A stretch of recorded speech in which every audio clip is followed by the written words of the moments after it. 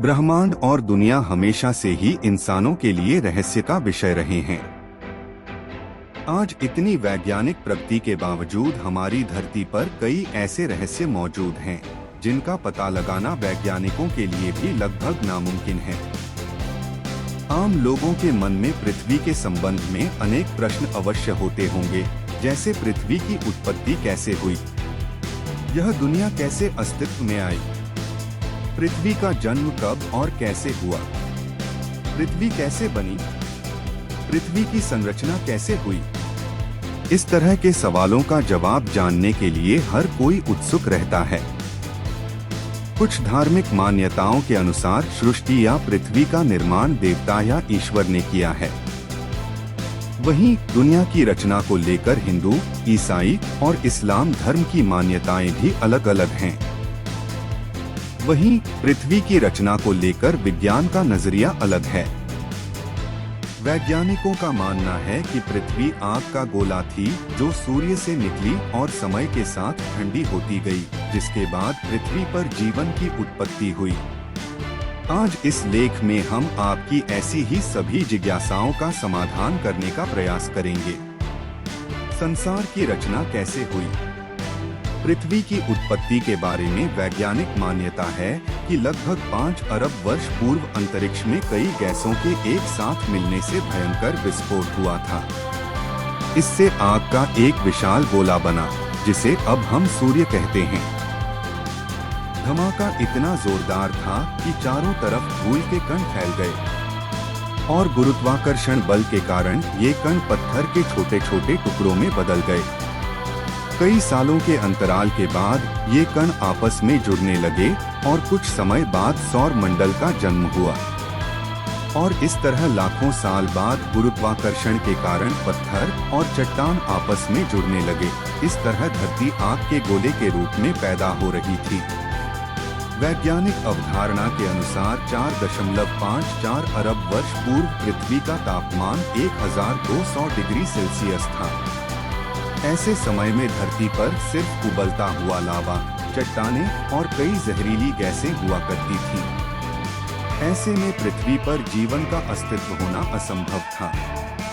पृथ्वी की उत्पत्ति के समय थिया नामक ग्रह 50 किलोमीटर प्रति सेकंड की गति से पृथ्वी की ओर बढ़ रहा था।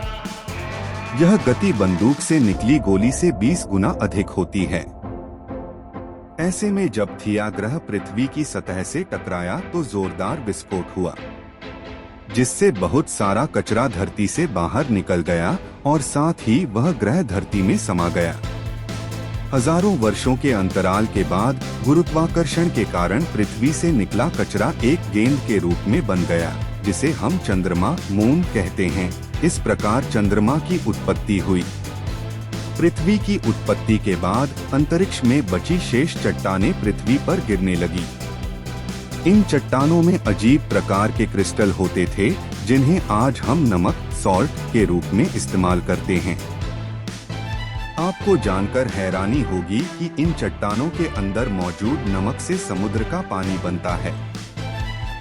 वैज्ञानिकों के अनुसार ये चट्टानें करीब 20 करोड़ साल तक धरती पर गिरती रहीं, जिससे धरती ने समुद्र के रूप में ढेर सारा पानी इकट्ठा कर लिया। इतने पानी के लगातार जमा होने से धरती की सतह ठंडी होने लगी और चट्टानें सख्त हो गईं। लेकिन लावा अभी भी उसी रूप में पृथ्वी के आंतरिक भाग में मौजूद था और सतह का तापमान 70 से 80 डिग्री सेल्सियस तक पहुंच गया था। पृथ्वी पर वर्तमान जल लाखों वर्ष पूर्व का है। उस समय चंद्रमा पृथ्वी के बहुत निकट था, जिसके कारण उसके गुरुत्वाकर्षण बल के कारण प्राय पृथ्वी पर तूफान आते रहते थे। परंतु एक लंबे अंतराल के बाद चंद्रमा और पृथ्वी के बीच दूरी बढ़ने के कारण पृथ्वी पर तूफान शांत होने लगे। पृथ्वी पर जीवन की शुरुआत कैसे हुई? धरती पर जीवन की इस यात्रा के दौरान 3.8 अरब साल पहले पानी की उत्पत्ति हुई थी। धरती पर लगातार ज्वालामुखी फट भी रहे थे और साथ ही उल्कापिंडों की बारिश भी हो रही थी। उल्कापिंडों के माध्यम से पानी और नमक के साथ साथ अन्य पदार्थ भी पृथ्वी पर आ रहे थे। जिसमें कार्बन और अमीनो एसिड आदि पदार्थ थे जो हर जीव जंतु और पौधे में मौजूद होते हैं। इतनी ऊंचाई से उल्कापिंड गिरने के कारण वे गहरे पानी में चले जाते थे, जहां सूर्य की किरणों का उन तक पहुंचना असंभव था। बाद में ये उल्कापिंड ठंडे होकर पानी में जमने लगे। इसके बाद यह एक तरह से चिमनियों का आकार लेने लगे और ज्वालामुखी की दरारों में पानी घुसने से चिमनियों से धुआं निकलने लगा, जिसने बाद में एक तरह के केमिकल सूप का रूप ले लिया। इससे पृथ्वी पर सूक्ष्म जीवन प्रारंभ हुआ और पृथ्वी पर एकल कोशिका जीवाणु की उत्पत्ति हुई। पृथ्वी पर ऑक्सीजन की उत्पत्ति कैसे हुई? पृथ्वी कैसे बनी? पृथ्वी की उत्पत्ति के समय जब समुद्र की निचली सतह पर पौधे और पत्तियां उग रही थीं और उन पर जीवित जीवाणु उत्पन्न हो रहे थे, वैज्ञानिक भाषा में इन्हें स्ट्रोमेटोलाइट कहते हैं। ये अपना भोजन सूर्य की किरणों से बनाते हैं और इस प्रक्रिया को वैज्ञानिक रूप से प्रकाश संश्लेषण कहते हैं। प्रकाश संश्लेषण फोटोसिंथेसिस की प्रक्रिया में सूर्य का प्रकाश कार्बन डाइऑक्साइड और पानी को ग्लूकोज में परिवर्तित करता है। इसके साथ ही इस प्रक्रिया में उपोत्पाद बाय प्रोडक्ट के रूप में ऑक्सीजन गैस बनती है, जो मनुष्य के लिए महत्वपूर्ण वायु है। एक लंबी प्रक्रिया के बाद महासागरों में ऑक्सीजन गैस भर गई और इससे पानी में मौजूद लोहे में जंग लगने लगी और इससे लोहे का अस्तित्व सामने आया। लंबे अंतराल के बाद समुद्र की सतह पर ऑक्सीजन गैस आने लगी, जिससे जीवन संभव हुआ। वैज्ञानिकों के अनुसार 2 अरब वर्षों तक पृथ्वी पर ऑक्सीजन का स्तर बढ़ता रहा और साथ ही पृथ्वी के घूमने की समय सीमा भी कम होती गई।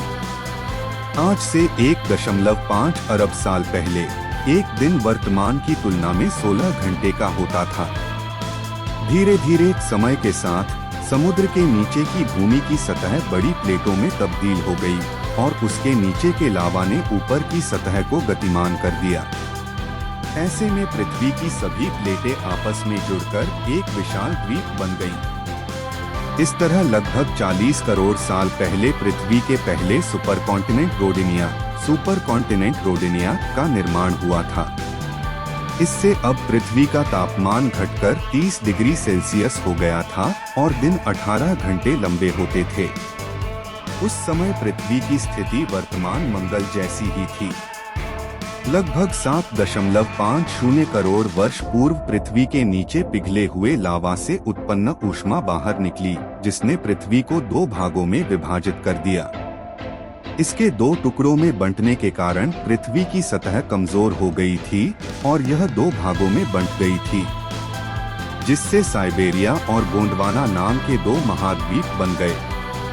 पृथ्वी को बर्फ के गोले में बदलने की प्रक्रिया इतने सालों के बाद भी ज्वालामुखी के फटने और जहरीली गैसों के निकलने का सिलसिला अब भी जारी था।